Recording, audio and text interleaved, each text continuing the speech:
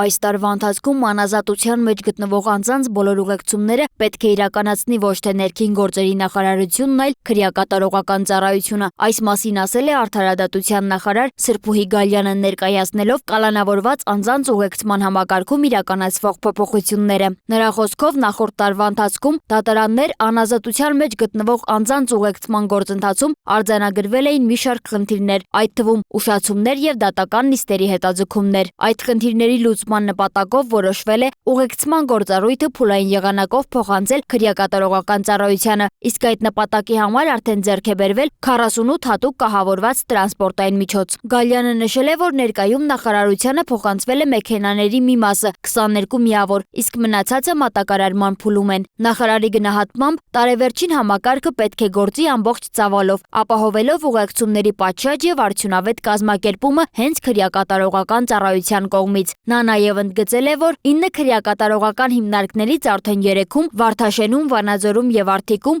ուղեկցումն իրականացվում է հենց քրեակատարողական ծառայության միջոցով, իսկ մինչև այս պահը դատական նիստերից կամ բժշկական սպասարկումից ուշացման դեպքեր չեն գրանցվել։ Նախորդիվ խնդիրները կայանում էին նրանում, որ երբեմն գերծանրաբեռնվածությամբ պայմանավորված ժամանակին հնարավոր չէր լինում անազատության մեջ գտնվող անձանց հասցնել օրինակ դատական նիստերին եւ ցավոք սրտի ունեցել ենք նաեւ դեպքեր,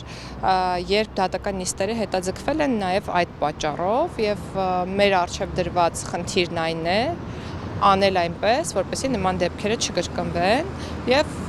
ուրախությամբ կրկին ուզում եմ նշել, որ այսօր այդպիսի դեպքեր մենք ըստ էության չունենք։ Քրեակատարողական ծառայության պետի տեղակալ Գուրգեն Սարգսյանն էլ իր հերթին հայտնել է, որ այժմ ծառայությունը համակարգում է պահպանության եւ ուղեկցման ուղղությունները, իսկ համակարգի ամբողջական փոխանցման համար աշխատանքները տարվում են միաժամանակ մի քանի ուղղությամբ։ Նրա խոսքով հատուկ կահավորված մեքենաների ձեռքբերումն այս գործընթացի կարևոր բաղադրիչներից է։ Ներկայումս քրեակատարողական հիմնարկներում պահվող կալանավորված անձանց ուղեկցման գործառույթը իրականացնում է ներքին գործերի նախարարության ոստիկանությունը, բայց միաժամանակ իրականացվում են քայլեր այդ գործառույթը քրեակատարողական ծառայությանը փոխանցելու համար։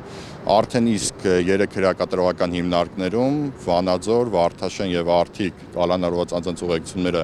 իրականացնում է քրեակատարողական ծառայությունը։ Ընդհանուր ուղեկցումները բոլոր հիմնարկներում, որ կազմակերպենք, մի քանի ուղղություններով աշխատանքներ ենք տանում, ուղղություններից մեկը հատուկ կահավորում ունեցող տրանսպորտային միջոցների ձեռքբերումն է։ Ներկայությամբ արդեն թվով 48 տրանսպորտային միջոցներ ձեռք ենք բերել,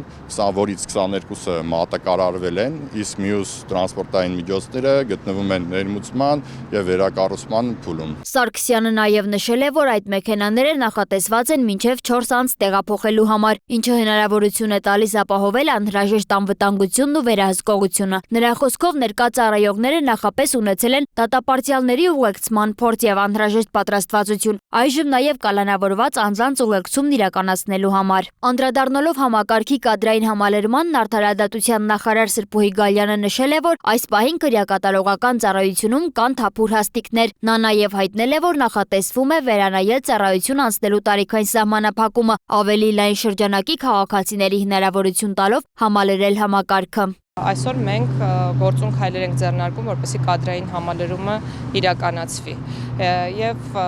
կարծես թե հաջողում ենք այդ առումով ու ցանկալի կլիներ, որպեսզի մեր քաղաքացիները ավելի հետաքրքրված ու ակտիվ լինեին այն տեսանկյունից, որ ցանկություն ունեն նաեւ ներգրավել այս աշխատանքներում եւ ծառայության անցնել քրեակատարողական ծառայություն։ Նախարարության ներկայացմամբ նախաձեռնության նպատակը ոչ միայն ուղեկցումների կազմակերպչական բեռի վերաբաշխումն է, այլև համակարգի ավելի կենտրոնացված, կանխատեսելի ու արդյունավետ աշխատանքը, բացառելով այն իրավիճակները, երբ տեխնիկական կամ մարդկային ռեսուրսների պակասի պատճառով կարող են խաթարվել դատավարական կամ բժշկական գործընթացները։ Սոնա Գիշյան, Արմեն Բոյաջյան, Free News, Ազատ լուրեր։